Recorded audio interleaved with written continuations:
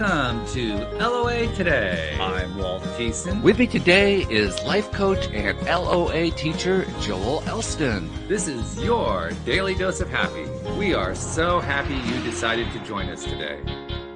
Joel, I had a couple of incidents last week that led to me deciding, okay, this is the topic for Joel and me to talk about today.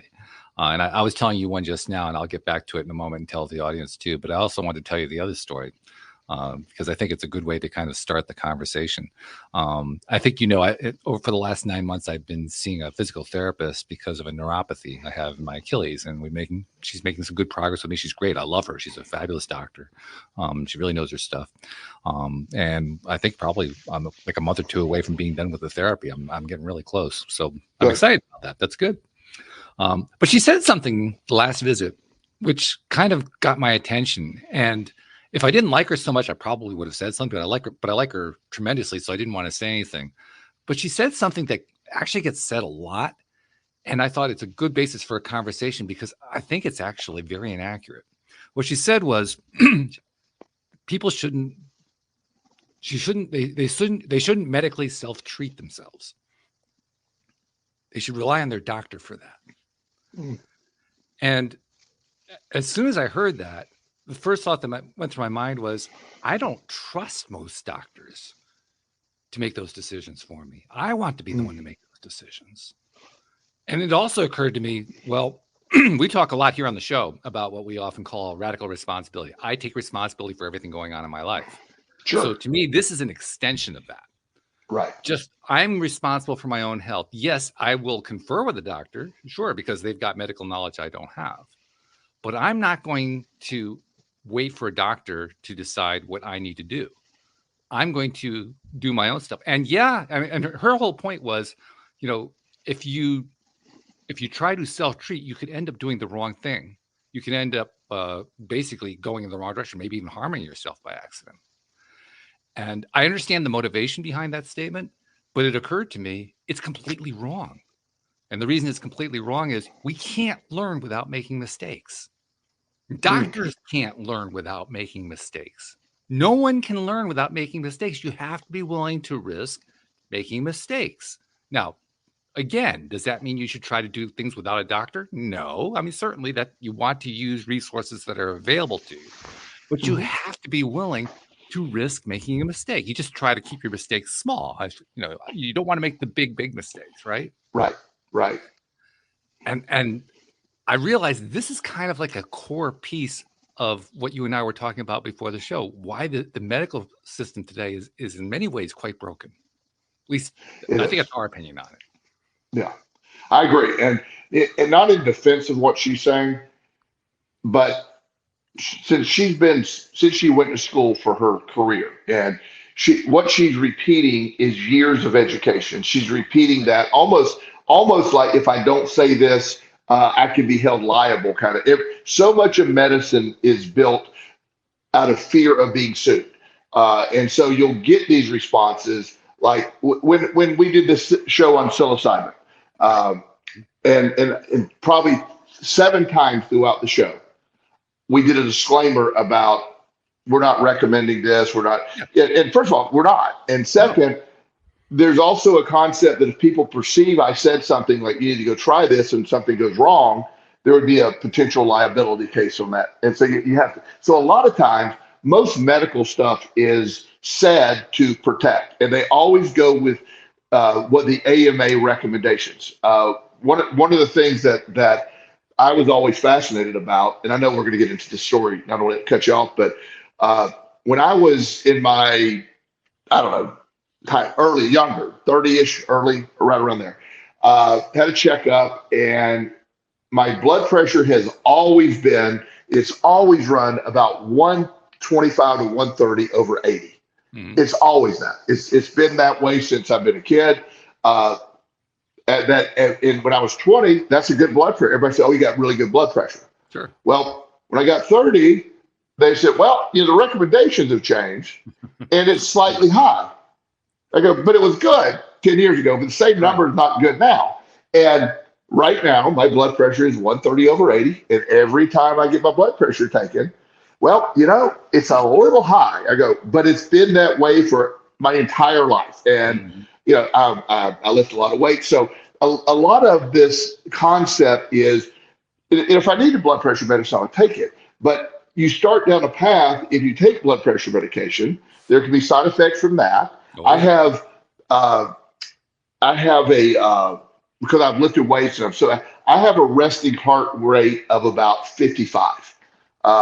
So it's nice and boom, boom, boom, solid heart rate. Well, certain blood pressures like beta blockers lower your heart rate. Well, the last thing I need is my heart rate to get down to 40. It's just, yeah, because so the idea that if you're going to medicate my blood pressure, you're going to medicate my heart rate, because they usually sort of go together, and I can't afford that to be down there at 40.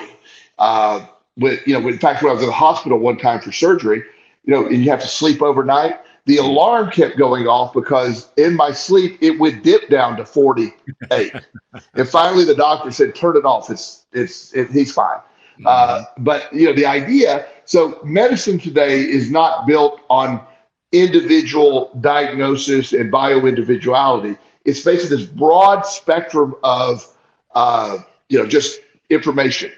I am in fact, at the doctor, I get a report every time I go. I laugh at it. My body mass index suggests I am obese. It says you're obese. I get a sign that says, Joel, you're obese. Thank you. But no, I'm a weightlifter. I have a lot of mass. Arnold Schwarzenegger would be obese at his peak of his career. He's running about 6% body fat. But so my whole point behind it all is medicine is all about the middle. It's not about the individual. It's not about going and learning about you.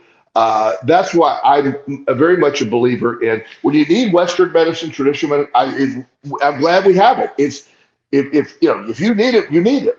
But also open to the concept of the origins of why your blood pressure is high, or the origins of these things.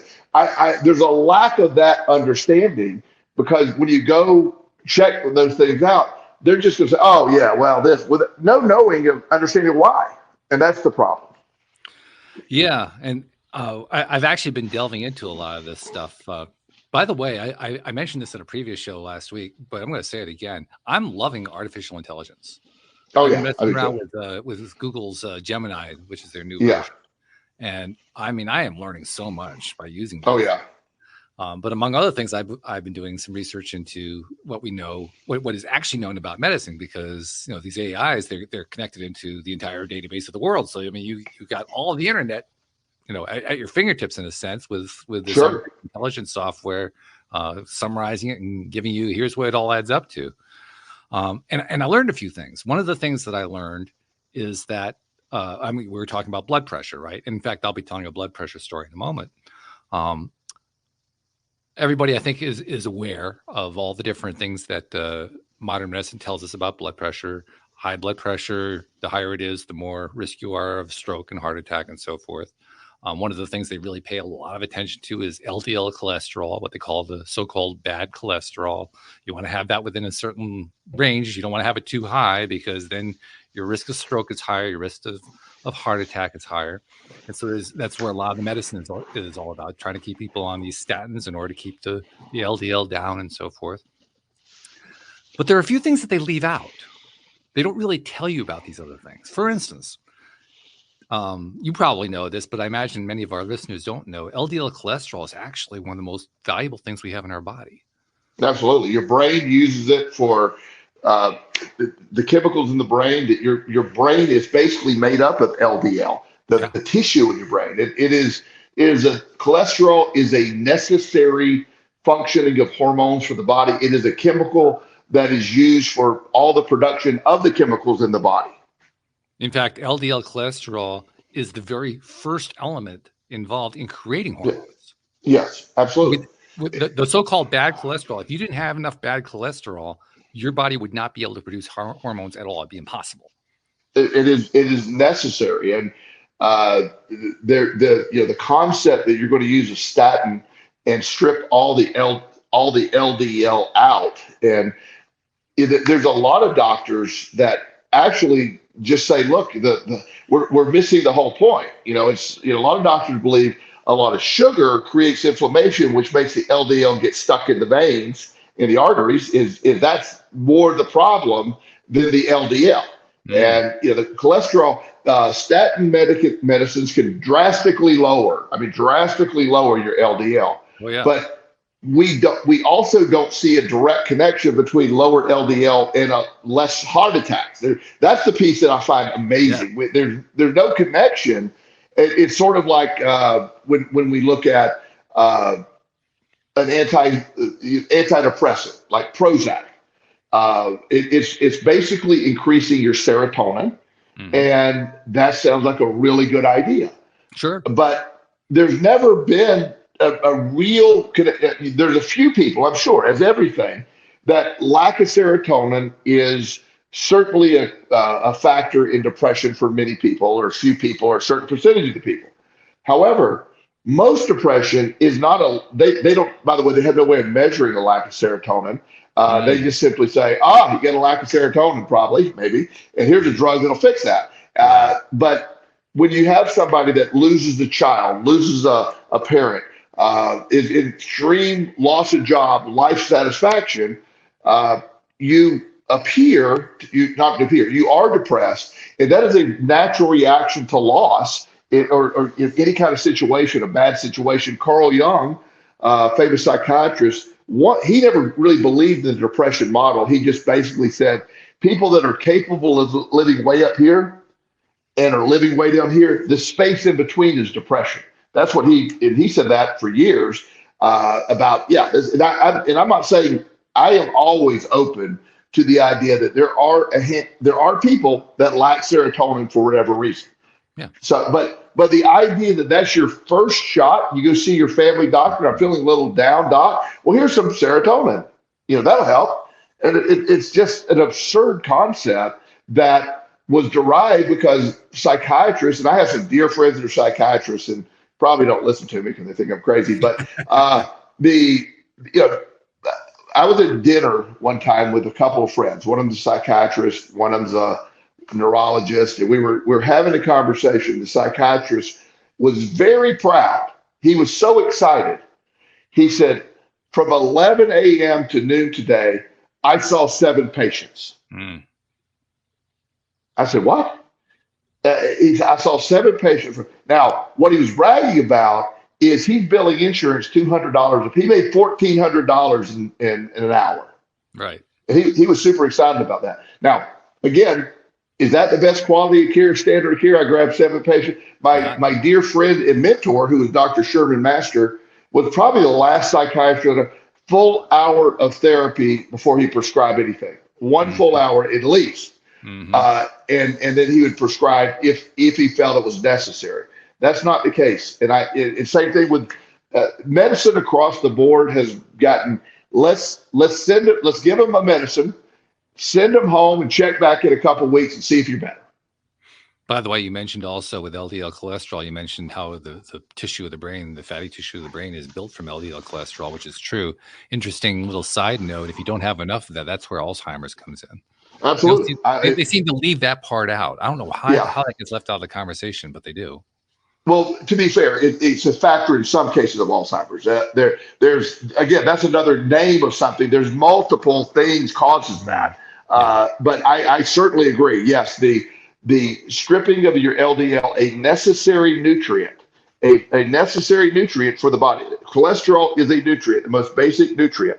It's really frustrating when people somehow that's been vilified. You remember when eggs were bad for you? Oh yeah, I remember that.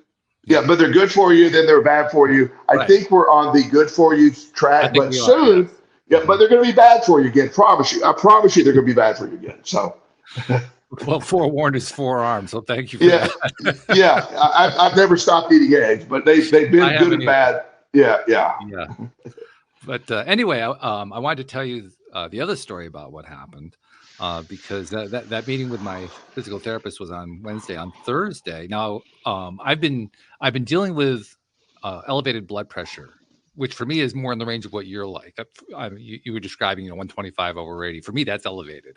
My history has always been what most people be calling low blood pressure, 90 over 60, 100 over 70. That was my very typical range. So when I got up into that range that you're in, I felt a big difference. And it's a difference that most people wouldn't even notice, but I would notice because it's not my norm. Right. It's not normal for me. So I was really feeling it. So I was paying attention. There were even some days where I get up to like 135, 140, like, oh, this isn't feeling good at all. What's going on here? So I did some research, but I also kind of fell into, well, this is what medical science says. Check your sodium levels. So I checked my sodium levels, and you know what? They were ridiculous. I mean, I was taking like 4,000 milligrams a day. I was like, well, okay, all right, now that's over. That's really too much. I got to cut that back. So I did. What I didn't realize is I cut it back too much. And on Thursday, I ended up in the ER because my blood pressure was through the roof for me. Now, apparently, what I learned through that visit, for me, through the roof was like 160 over 90. That's like so much higher than anything I normally have that I felt horrible. I felt really, really terrible.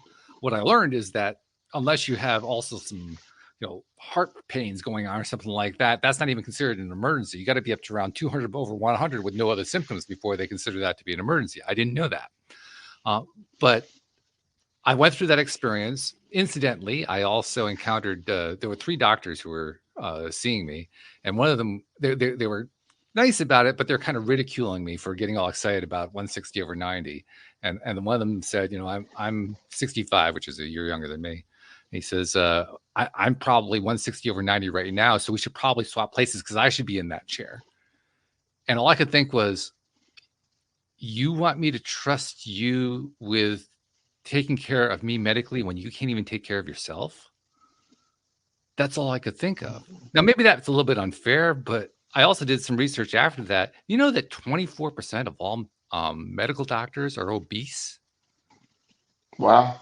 24%. Now, that's less than the population as a whole. The population as a whole is about 40%, but that means 1 out of every 4 doctors is severely overweight.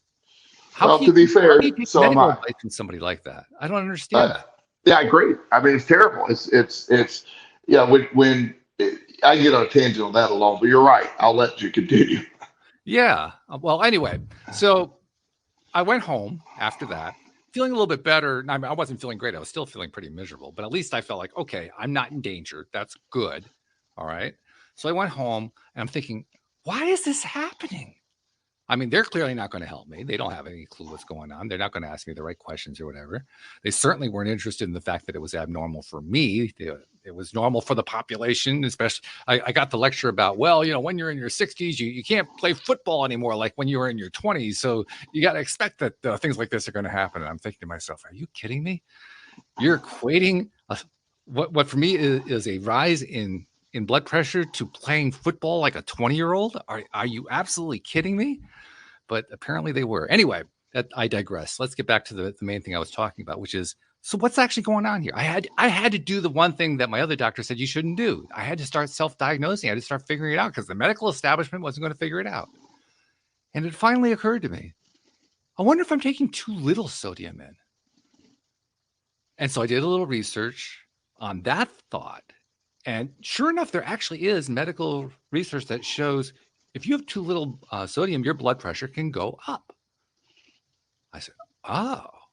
So for the next couple of days, I made sure I was very careful about my diet. I measured it a lot, put it into a spreadsheet so I could calculate to see exactly how much sodium I was taking in. So I would get it between 1,500 and 2,300 milligrams, 2,300 being what they recommend for the average male and 1,500 for an older male. So I figured somewhere in that range, that's probably going to be the good place to aim at. So, and I aimed it more toward the 2,300. And I did that for 2 days. In 2 days, the blood pressure came down as low as 100 over 55, which for a lot of people, that's scary. For me, that's actually normal. But I was like, whoa, it worked. Oh my goodness. My blood pressure is back to where it's always been. Now it hasn't stayed there. It popped up a little bit since then. But the point is, it stayed down where it needs to be. And all because I didn't realize I had overdone it in terms of reducing sodium. We really do need sodium. Of course, you would die without sodium. But you wouldn't know it by listening to the medical establishment. because they choose that. It's like one of the more bizarre things that knowing my bio individual mechanism in play, my body temperature, if I go get the thermometer right now, is going to be about 97.1. That's My God, it's every day. amazing you're alive. Yeah.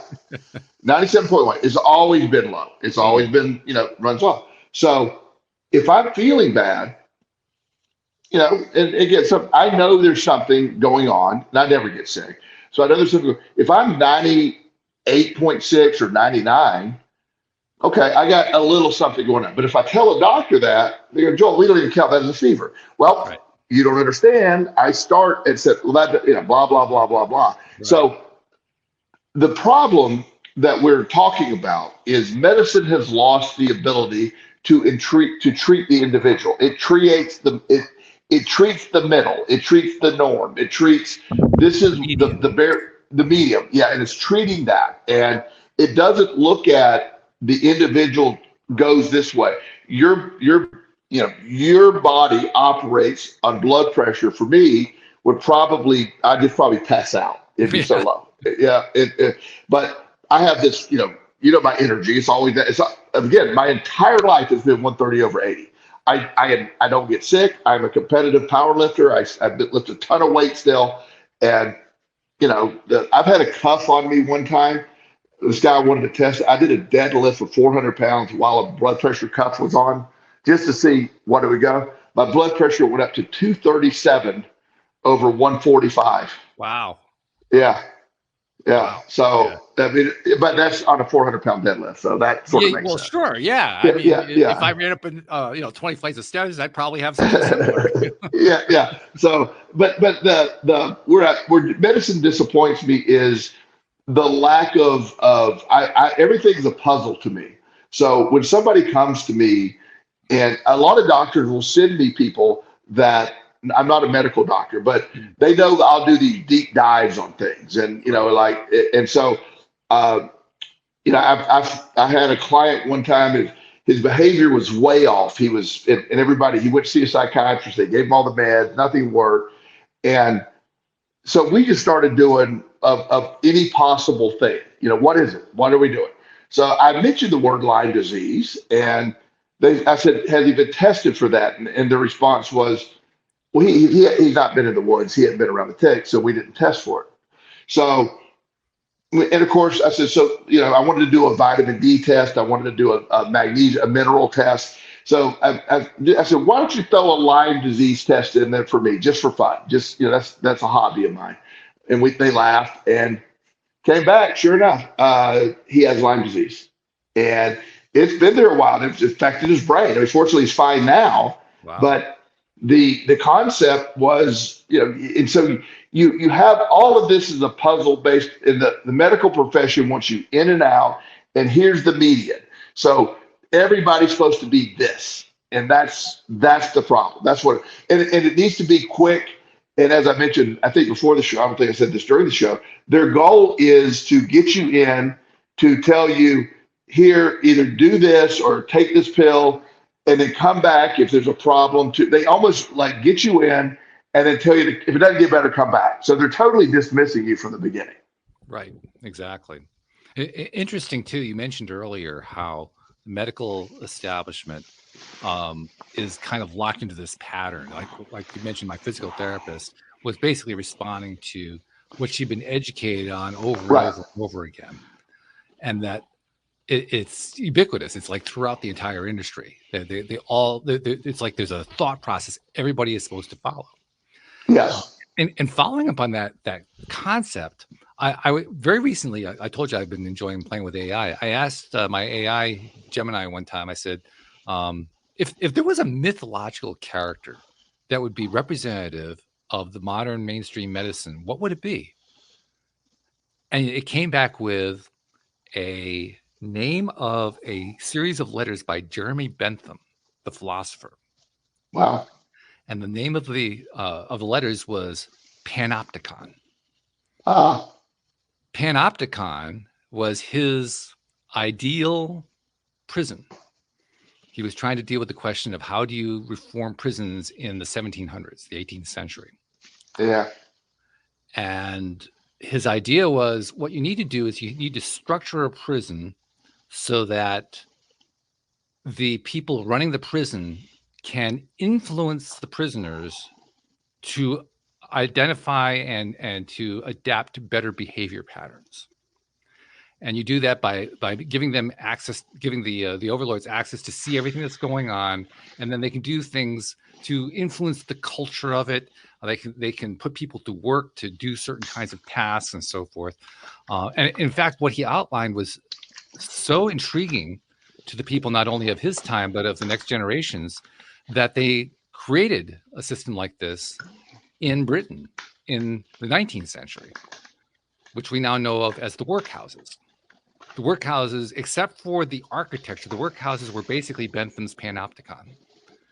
And we now know historically that the workhouses were about the worst thing that could possibly have been created, because what they really ended up doing was turning impoverished people into a more impoverished people who were also more sick and ready to die in their prison / workhouse and so forth. It was truly a horrible specter.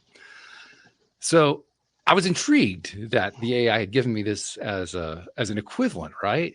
And I thought about it some more, and I realized there's a lot of truth to it, because mainstream medicine is all about modeling, kind of molding their entire population to all think the same way, and thereby also molding the entire population of the planet to all think the same way. And that's exactly what they've accomplished.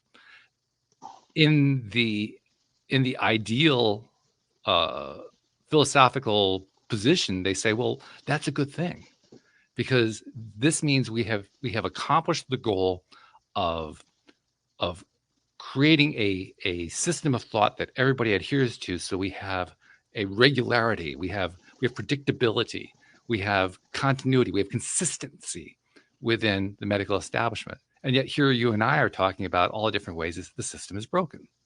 Mm-hmm. And I would submit that what they were trying to do exactly in and of itself is why it's broken. Well, I completely when you agree. try to make everybody think the same way, you break things. Well, and you know, when you operate on the premise that everybody is the same, and you're going to find everybody should think the same, that's where it becomes really bizarre. Like, oh yeah, I know some people, and this is, you know, I know some people that thrive on eating a vegetarian or vegan diet. Sure. It's really good for them. I ate one for about a week and felt the absolute. I've never felt so bad. I mean, yeah. It's terrible. It's just for me, it's terrible. And what my research on all things has always been, it always comes back to what is your unique you, no matter what it is. Right. I have a different skill set than you. You have a different skill set than me. I have ADHD. I'm a very, as everyone, we're all very unique in all of this stuff, the nuances that make us all. And that doesn't fly with what they want it to be. And you know, so many of my friends are doctors, so I'm not saying these individuals are out to do a bad thing. They really believe in what they're doing. They believe sincerely what they're doing, and they help a lot of people. Sure. But you know, the idea that you know, if you bring a pharmacy, if you're a doctor, the pharmacy is the toolkit. If you're a surgeon, the scalpel is a toolkit. If you're a chiropractor, the adjustments on the back. And if you're acupuncturist, your toolkit is influenced by what your training is. So again, instead of like, what does this person need? The assumption is, well, this person needs me, and he needs surgery because I'm a surgeon. And that's where all of this gets lost. And having, you know, I have some clients that I help manage this stuff. Again, I'm not playing the role of medical doctor, but Dr. Mark Hyman has called Function. It's called Functional or something like that. It's for $499. You get over 100 blood tests done, and they some of the tests they do twice a year, but year over year you track these very nuanced blood tests. Yeah, I use that for my clients regularly, and we have uncovered a lot of things by these tiny little things that most doctors would never order. The basic, Right. the basic 30 function, the 30 panel blood test is, for liver, your kidney function, your cholesterol, blood count, all that other stuff is all necessary. But there's 70 other things, and there's more. But if we need to do more, we can. So the idea of finding out what makes you function and how you respond. We all have various food sensitivities, whether you realize it or not. There's some foods that agree with, some don't. Some of them could be extreme allergies, as you know. Others could just be, every time I eat that, like, whatever. I know some things that I can't eat a lot of that I'm not allergic to it, but my body doesn't respond well to it. And most, like there are some people that like they have a gluten sensitivity. They don't have celiac disease, but they're very sensitive to gluten. Well, I know a lot of doctors that roll their eyes at that, saying, "God, they're just hypochondriacs." Well, it's just you're making assumptions, and they want the norm. And one of my things about, and I tell all my doctor friends, back to my mentor, Dr. Master, the reason that we hit it off immediately is I met him when I came up to Virginia to interview for director job at that treatment center we both worked at. Right. And he interviewed me, and he was one of the people who interviewed me, and we had a good talk. And he said something that I never heard a doctor say before, and it was so fascinating to hear a doctor say this. He said, "I don't know." Wow. And I fell in love with them. I said, what do you mean you don't know? They're like this. He goes, "You know more about this than I do. This is your field of expertise." And I'm going, well, I've never heard a doctor say that. Because you go ask a doctor if they know it or not, they're going to give you an answer. It's just that the vocabulary of "I don't know" is not in many doctors' wheelhouse. So, so having the ability to admit, "Hey, I don't really know what this is." And I like to, and if you're approaching every patient like they did you, here's what these doctors did. They saw you, they rolled their eyes. Okay, here's this dude, he's 66, he's got elevated blood pressure. He thinks he's all like, they just made an assumption right off the bat. They did. They painted you as this like hypochondriac. You're worried about, it's just normal. And no further discussion of that. Yep. And if your blood pressure is historically, 110/70 or whatever it was, and it goes up to that number, I have a concern of why. That's all I want to know. Why? Yeah. And it turned out there was a very real reason why. They just looked into it. They were looking into it. So I want an origin to why. And once I know why, it's going to be, then we work on it. But there was going to be no in-depth. They're just basically saying, "Look, dude, you're old. This is what happens. You got to just accept that." And, I had a discussion with this. My last insurance company required me to have a physical every year. It was really annoying. And so it was never with the same doctor. It was just this random thing they would do. Right. And so I would explain, I lift weights, and he goes, "Oh, okay, well, that's good." And I said, "But no, I really lift weights. I'm a power lifter." And I said, "I could deadlift 500 pounds." He goes, "No, you can't." And I said, I really can. And we had this back and forth. And he goes, "Well, it's not healthy for you to do that." I said, I'm just telling you. And the reason I was telling him is this is another example of this. The liver enzymes represented by the initials AST and ALT, when they're elevated, that they can indicate you have a liver problem. Those enzymes exist strongly in the liver, but they are also in every muscle in your body. So if you go work out, like I work out, those enzymes are released for about 24 hours. They measure for about 24 hours after workout. So when they draw my blood and my liver enzymes are slightly elevated, they're not liver enzymes. These are enzymes that exist in the liver as well as muscle. I explained that to him, and he goes, "I've never heard that." I said, "Well, I'll send you an article. How about that?" But that's I lift weights, I damage my muscles. I don't have a liver problem.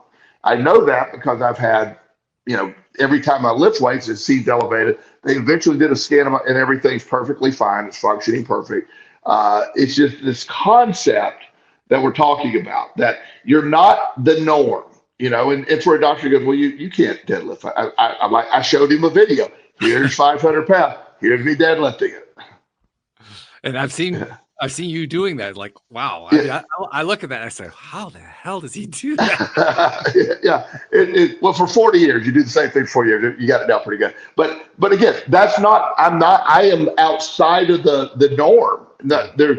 I don't think there's many people my age doing that. No, I don't think there's many people 40 doing that, much less my age. But nonetheless, I'm an outlier, and medicine doesn't like outliers. Exactly. Yeah. And not only does medicine not like outliers, medicine refuses to recognize that outliers are common. Oh, yeah. They want you to believe that outliers are rare. I mean, you actually describe yourself as being a rare case, because you're right. Most people don't know how to lift 500 pounds. So most people can lift half that amount. But in truth, most outlier situations have lots and lots of people in those outliers. For the very reason you were talking about earlier, that almost nobody is at the median. Well, if I were to take 5 people just randomly and get their backgrounds, what they're into, look at their blood work, you can start to see a pattern of what's not norm. What is not the norm. And with my example of blood pressure, my entire life, 130/80, my entire life. So to all of a sudden start messing with that, well, that's been perfect. Just mainly because they changed the idea of what low blood pressure was, or high blood pressure was. It always seemed weird. Like, wait, it was fine before, but now it's not because you changed your measurement. Made no sense. There's another thing that just occurred to me too, because I mentioned how I had been doing a little research to find out what are doctors scoring at for this kind of thing. And one of the things I looked into was blood pressure. I even asked my AI the question, what is the comparison between the average population? Oh, here we go again. The average population as a whole and doctors in terms of what their blood pressure levels are. And the first sentence that came back is that doctors' blood pressure is significantly lower than the overall population. I said, well, that's interesting. But then I kept reading. Significantly, in terms of the way the AI was written, was 6 points. In other words, the average systolic and diastolic pressure, for the average population was, I think, 124/79. I think that's what the average was. And for doctors, it was 118/75. Now, statistically, that's significant. Blood pressure wise, that's nothing. No. But it qualifies as a significant difference. Well, it does. And again, a lot of doctors I know, they do medicate their blood pressure to make it match that. I've had this argument about cholesterol and blood pressure. We need recurring blood tests. We need to know. That's why keeping these records long-term, so you understand what is your historical cholesterol. That matters. Yeah. The idea that I have very low cholesterol, and just genetically I come with a low cholesterol. And so I've always eaten a lot of cholesterol because I eat so many eggs, and my body needs cholesterol. I've actually intentionally feed that, but my cholesterol levels have remained, some doctors say perfect, but it's like, okay, they're pretty low. But it's the idea of like, you don't need a statin. And then they say, well, your HDL is not where it needs to be. And I said, well, when you have low, it's about the percentage of HDL. So you get into all of these things, and it sounds like I'm being defensive when I'm talking to doctors, but if I've ever mentioned to you, I think you and I have talked about this. I have, since I've been a little boy, and I didn't know this for a long time. After getting recovery from my addiction, I hadn't been to the doctor in forever. And so I go see the doctor, and I've always been in perfect health. So I've never even considered myself having a health problem. So it's a pretty young doctor, and he He does the blood work, he does the urine test, and he comes back and he goes, "We have a problem." I was like, "Oh, I've never heard that in the medical context before." He goes, "You have blood in your urine." And I said, "I've never seen blood in my urine." He goes, "Well, no, you can't see it. It's microscopic." And I said, "Okay." I said, "So how much is no? Oh no, there's no normal blood in the urine. We gotta go do this test called the IBP where they put dye in you and they contrast." So that night I go home and I'm just convinced because he said, and of course he's another doctor. Said, "Well, it could be cancer causing it." Of course it Of could be. course, yeah. Yeah. And so, I'm worried to death. I don't sleep. I show up at the procedure at the hospital the next day. Uh, and then afterwards, the guy doing the procedure, the urologist, is an older doctor. And he said, "Look," he said, "less than 1% of the population has a thing called a microscopic hematuria." He said, "It's a tiny, tiny trace amount of blood, few cells of blood get there. We don't know the origins. It's just slipping through somewhere. It's compounded by your weightlifting." He said, this is nothing. You'll have this for the rest of your life. You probably had it your entire life." So that was a big relief. And again, I've never seen blood in my urine. It's just microscopic. Sure. So when I got home that evening, I happened to call my mom and said, "Yeah, the funniest thing happened." I told her a story. I wish she'd have called me. She said, "When you were 4 years old, we did the same thing. Oh, wow.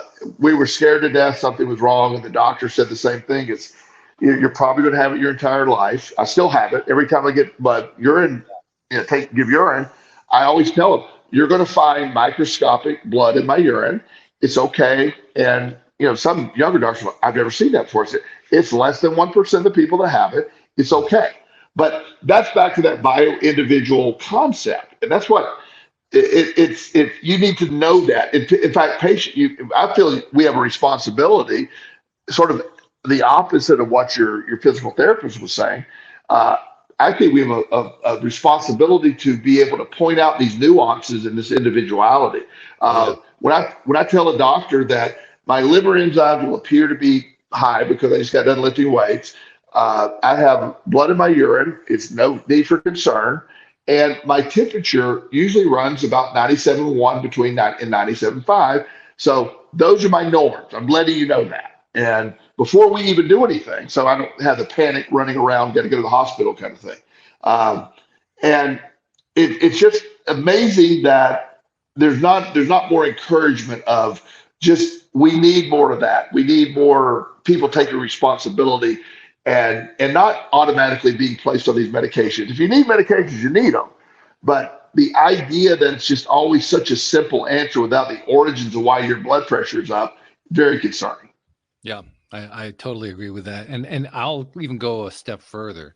You are identifying a couple different ways that the science has kind of gotten swept aside. And I identify that in a couple of my examples as well.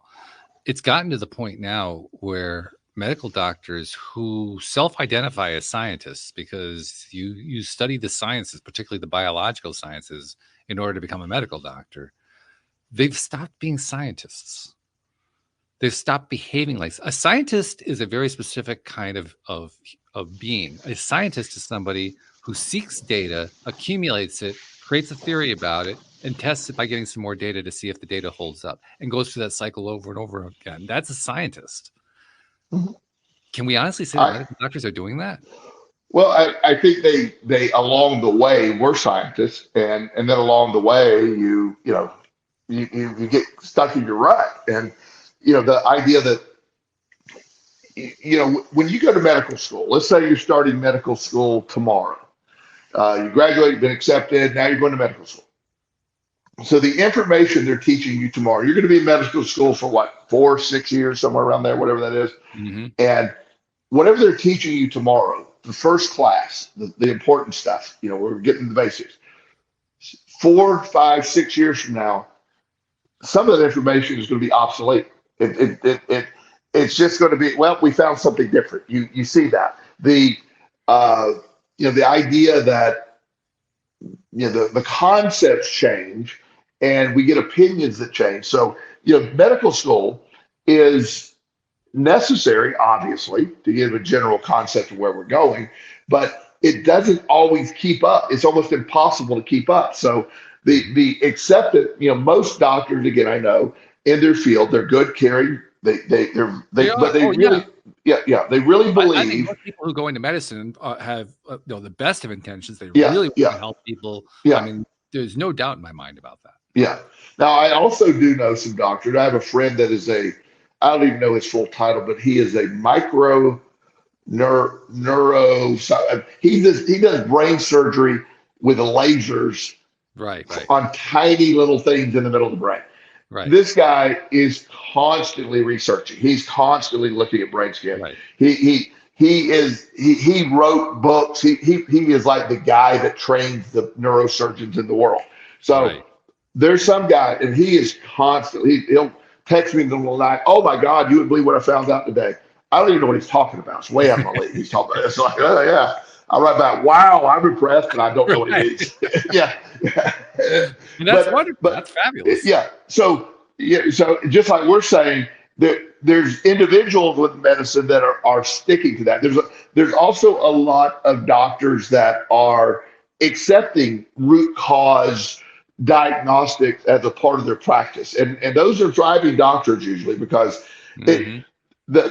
unfortunately the way medicine is set up, you have insurance is going to negotiate a fee with you, right? And they're going to pay a fee, and usually you need to see 3 or 4 patients an hour is sort of how this is supposed to work. So you got 15 minutes with a patient. Now, an insurance needs a diagnosis to pay, so they're going to have to come up with something pretty simple, pretty quick. Whereas what I call root cause doctors are going to spend several hours getting to know you, looking at the blood test, getting fecal tests, getting urine tests, looking at the whole picture. There's going to be a lot of that, and that matters, but that's not cost efficient. So the cost of this root cause doctor, you're paying that out of your pocket. Insurance won't cover that often. So that's why it's a hard time that the doctor has to make a decision. The problem with medicine is doctors graduate with, a lot of them, hundreds of thousands of dollars worth of loans. Oh yeah. So and then a malpractice can cost, malpractice insurance can cost $250,000 to $500,000 a year. Easily. So you have $500,000 in student loans. You have $500,000 in malpractice, depending on how big your practice is. I mean, you get to a point where you got to make $700,000 to break even. Yeah, that's the system, and that's all part of it. It's just it's not the same as it used to be, unfortunately. And as bad as the situation is with doctors, it's even worse with the insurers, as you pointed out. Oh, yeah. Insurers like to say that they insure based on science, but they really don't. Oh no! Like you said, they're insuring based on cost efficiency, which really has nothing to do with science at all. Well, in mental health, one of my pet peeves, and I have a lot of pet peeves in mental health treatment. I noticed that. Yeah. So the insurance companies, every school in the country that trains therapists and social workers, they have a statement that you never diagnose your patients in the first session. You want to gather information. You can put your theories of what's going on, but you want to spend a little bit. You don't want to throw a diagnosis on someone day one without having all the information, because once you diagnose that, you sort of diagnose that. Insurance companies, for them to pay, we need a diagnosis. We're not paying to you. Session 1, we need a diagnosis. And so you're giving a diagnosis, so that now what they're going to get reimbursed for, okay, you're diagnosed with, acute depression. So we're going to say, we're going to give you 30 sessions with this therapist the sessions have to be about the depression. And so they have to do case notes to match all that stuff. So you quit. In that case, we're only looking at depression. And then you're looking at all that. So now along the way, you may discover other things, but nonetheless, nobody's asking, have you had any concussions? Have you had strokes? Have you been sexually abused as a child? Have you been, what? There's not a lot of that gets up front, so we can sort of get an idea like, oh yeah, here's our problem. And that's, again, insurance companies drive it now because they're so involved. It used to be that a doctor would say, okay, I had a session with this guy today. We're working on a diagnosis, that paying the doctor or whatever. Not anymore. I mean, it's all done on the computer. What's the diagnosis? And you can't click out of the screen to get reimbursed until you put a diagnostic code in there. Yeah. Period. Yeah. That's a mess. That's a horrible Yeah, mess. it is. Well, we've been beaten up on the industry pretty good. But I think I want to get back to the original topic, which is who's in charge? Are we in charge? Is the doctor in charge? Is it a shared charge? How are we going to handle that? And I want to propose the idea that we need to get away from the idea that the doctor should be in charge. We even need to get away from the idea that it's a shared responsibility, because really only one person can be in charge of anything. Right. Which means it's got to be us in charge. Yes, right. we want to leverage the knowledge that comes from a doctor, but we have to be the ones who are in charge of our own medical diagnosis. That's my position. What do you think about that? I completely agree. I think everybody should be their own case manager. I think you need to find the doctors, and if you look, you can find doctors that believe the way you believe. Find doctors that will agree to that concept. But and a lot of people, to be fair, are not. I'm not going to say capable. They don't believe the concept enough to do it themselves. I know when my dad, before he passed away, he was having some eye problems, and I have a really good friend. He lived in a small town. He lived in a small town called Plant City. It's about 20 miles from Tampa, in Florida. And so I have a friend. He's a pretty well-renowned ophthalmologist. He's on a 3-month wait. And my doctor, my dad's doctor, was a local guy, really nice guy, that he always went to for his eye stuff over the years. So I heard that they didn't know why, but he didn't have vision in his right eye. And so I said, Dad, I would like for you to go see my friend. He's so-and-so. He's literally incredibly, he has a lot better equipment. I'm trying to sell him on the concept. Dad's like, well, I don't like to drive all the way to Tampa. I said, I'll have a car take you. No, I'm just going to stick. So my dad turned down, and I'm not saying this isn't disrespecting his doctor, but an opportunity to see one of the, again, a world-renowned specialist, and he was going to see him the next day, not 3 months from now. He was going to see him. He said, you tell him to be in my office at 9 and I'll see him. And my dad refused to go. So my dad wasn't looking at that. He was. So a lot of people, maybe they can't, won't, or they're stuck on that old belief system. But wherever possible, you need to be your own case manager. You need to verify what your doctor says, and just be very aware in today's world of there's a bias in anybody's opinion, no matter what. But especially, a doctor will meet you as they did with you. They had a bias toward, okay, this dude's a little wacky. He's upset about 160 over 90. They probably chuckled about that, and so they gave you a hard time. Nobody ever said, wait a minute, you're normally 110 over 60 or whatever your number is. What? I wish somebody would ask the question, why? Yeah. Why? Not just, well, it happens. Yeah, what changed? And that's the key. No, the answer I got instead was, well, our blood pressure bounces all over the place. Well, thank you. That was really helpful. It does. I'm not disagreeing with it. I'm just saying that's not getting at the issue. Yeah. Well, and also the problem with blood pressure is if you're thinking about your blood pressure, you're affecting your blood pressure. You are, yes. I thought that. Yeah. So I've always had this thing, I don't know why. I'm not nervous but you hear the white coat syndrome. My blood pressure is always high when I go to the doctor. It's always high. Yeah. Because I know they're going to tell me it's high. It's 130 over 80. But when I go, it'll measure it 150 over 100. Yeah. But at home on my blood pressure cuff and other people's blood pressure that aren't doctors, it's 130 over 80, 128 over 78. Always the same. But so I just laughed now. I said, look, it's going to be this. You're going to want to give me medication. We're just not doing the dance. I'm fine. I part of my daily routine is I check my blood pressure every morning. In the mornings, in the mornings a little lower, of course, we're just waking up.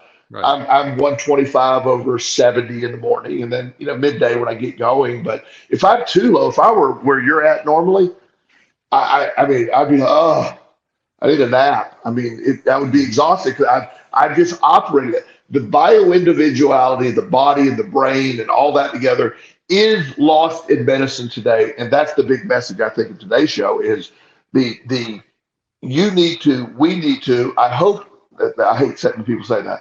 I would really encourage people to become your own case manager. Study the things. We have access to all the information in the world. I agree.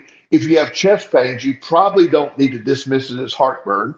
You probably need to go see a doctor. Yeah. If your lower right abdomen feels like you're about to just die, it's probably not good to say I pulled a muscle. You probably are having an appendix that's about to burst. Let's be real. Let's go do that. Yeah. One of the things that one of my clients was telling me, he's a young man. His mother travels and his dad's not in the picture, and he's 18, and he's like, Joel, this is going to be a really bad question. He's like, you're probably going to disagree. He said, but I'm going to go see a doctor, and I've never gone to the doctor by myself. Can you go with me? He said, because they always intimidate me. And I said, yeah, I'll go with you. I mean, it was one of those things, sure, I'll do it. So I went, and he was talking, and the guy said, well, I'm diagnosing him, and he was telling what his complaints were, and he goes, he's like, sometimes the kid young man has anxiety, and he feels it in the stomach, right?